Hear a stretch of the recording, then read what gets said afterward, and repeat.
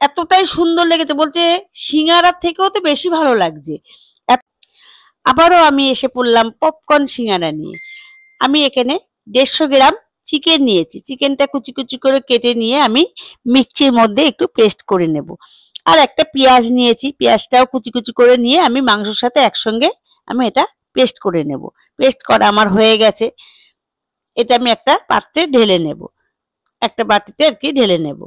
ঢেলে নেওয়ার পরে আমি একটা আলু নিয়েছি, কারণ পপকর্ন সিঙ্গারা মানে সিঙ্গারার মধ্যে তো আলু দিতেই হবে। তাই একটা আলু নিয়েছি, নিয়ে ওটাকেও আমি কুচি কুচি করে কেটে নিয়ে ওটাকেও আমি পেস্ট বানিয়ে নেব। কিন্তু কোনোভাবে এর মধ্যে কিন্তু জল দেওয়া যাবে না। জল জল দিলে কিন্তু হবে না, জল দেওয়া যাবে না, এটা এমনি পেস্ট করে নিতে হবে। দিয়ে আমি এটা সুন্দর করে বেশ মাংস, পেঁয়াজ আর আলুটা দিয়ে ভালো করে মিক্সড করে নিচ্ছি একটা চামচের সাহায্যে। নিয়ে এক সাইডে আমি রেখেছি। রাখার পরে আমি একটা পাত্রে 1 বাটি আটা আর 2 চামচ কর্নফ্লাওয়ার নিয়েছি, আর স্বাদ মতো লবণ নেব। এই রেসিপিটা যে এত সুন্দর লাগে খেতে, মানে না খেলে বোঝা যায় না। এবার আমি অল্প অল্প করে জল দিয়ে একটা ডো তৈরি করে নেবো, ঠিক যেমন রুটির ডো হয় ঠিক তেমনই একটা ডো তৈরি করে নিতে হবে।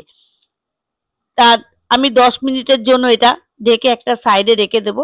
এবারে আমি কড়াইতে একটু তেল দিয়ে, তেলটা যে একটু গরম হয়েছে তখন আমি ওই যে মাংস, আলু আর পেঁয়াজটা যে পেস্ট করে রেখেছিলাম সেটা আমি কড়াইয়ের মধ্যে দিয়ে দেবো। দেওয়ার পরে একটু নেড়েচেড়ে এবার আমি একে একে মশলাগুলো দেব। একটু স্বাদ মতো লবণ, একটু লঙ্কার গুঁড়ো, একটু জিরের গুঁড়ো, একটু আদার গুঁড়ো, একটু রসুনের গুঁড়ো আর একটু হলুদও দেব সাথে।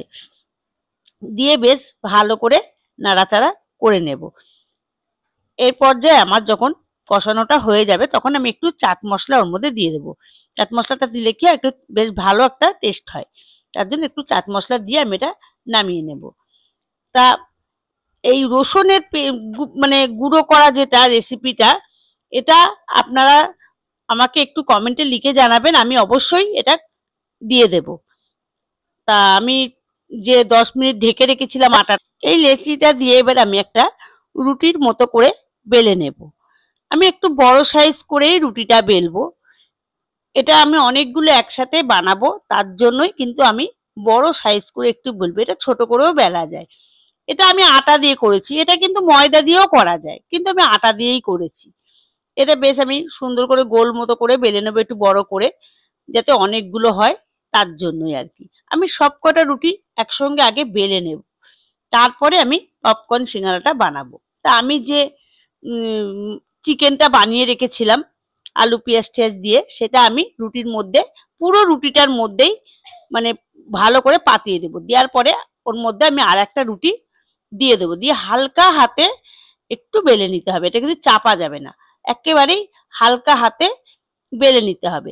এবার যে ফিজা কাটার যে চাকুটা আছে, ওই ফিজা কাটার ওটা দিয়ে আমি চারিধার দিয়ে একটু কেটে দেবো। এটা কিন্তু চাকু দিয়েও কাটা যায়। তা এবারে আমি 4 কোনা করে করে আমি শেপ দিয়ে নেব। আমি যেগুলো কেটে রেখেছি সেগুলোও কিন্তু আমি পরবর্তীতে কিন্তু ওইগুলো দিয়েও কিন্তু আমি বানিয়ে নেব। শেপটা আমি ঠিক এইভাবে দিচ্ছি, এইভাবে দিয়ে আমি সবকটা বানিয়ে নেব আর কি। এইভাবে সবগুলোই আমি এইভাবেই শেপ দেব। আমি আরো একটা বানাচ্ছি এইভাবে, ঠিক এইভাবে শেপগুলো দিতে হবে। এই রেসিপিটা যে এতটাই ভালো লাগে, মানে আমি বানিয়ে যখন সবাইকে দিয়েছি চায়ের সাথে খাওয়ার জন্য সন্ধ্যেবেলা, মানে সবাই প্রশংসা করছে যে কি করে আমি এটা বানালাম, এতটাই সুন্দর লেগেছে, বলছে সিঙ্গারার থেকেও তো বেশি ভালো লাগছে, এত সুন্দর হয়েছে। যেমন খেতে সেমন, যেমন খেতে সুন্দর হয়েছে তেমন দেখতেও তো সুন্দর হয়েছে। তারপর এরপর আমি তেলটা কড়াইতে দিয়ে যখনই আমার গরম হয়ে এসছে তখন আমি তেলের মধ্যে একটা একটা করে দিয়ে দেব। এবার দিয়ে আমি এপিট ওপিট করে ভাজবো। গ্যাসটা কিন্তু মিডিয়ামে রাখতে হবে, জোরেও দেওয়া যাবে না, আস্তেও দেওয়া যাবে না। গ্যাসটা মিডিয়াম রেখে ভেজে নিতে হবে। তা বন্ধুরা, কেমন লাগলো আমার রেসিপিটা? ভালো লাগলে অবশ্যই কমেন্টে কিন্তু জানাবেন। আপনাদের কমেন্ট পড়তে আমার খুব ভালো লাগে। আর আপনারা ভালো থাকবেন, সুস্থ থাকবেন।